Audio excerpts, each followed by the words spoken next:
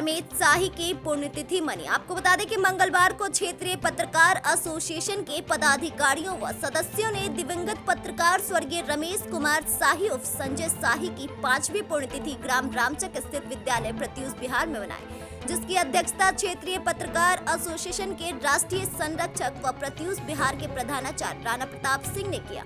इस अवसर पर उपस्थित पत्रकारों, समाज सेवी व बुद्धिजीवियों ने उनकी प्रतिमा पर श्रद्धासुमन अर्पित कर 2 मिनट का मौन रखकर दिवंगत आत्मा की शांति के लिए ईश्वर से प्रार्थना किया।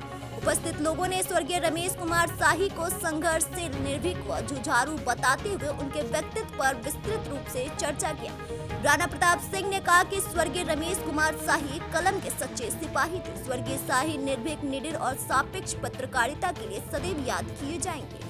क्षेत्रीय पत्रकार एसोसिएशन के तहसील अध्यक्ष राम प्रताप पांडे, स्वर्गीय शाही के बड़े सुपुत्र सूर्यान शाही, संजय कुमार यादव, मोइन खान, आशुतोष शर्मा, रविकांत त्रिपाठी, अंकित कुमार पांडे, सभासद प्रतिनिधि राम प्रवेश भारती, प्रतीक सिंह, रोहित सिंह, प्रिंस गुप्ता, राकेश गौर, परमेश्वर विश्वकर्मा, सज्जाद अली, सचिन सिंह, राम सहारे पांडे, ब्रिजेश दुबे, रवि कनौजिया आदि मौजूद थे।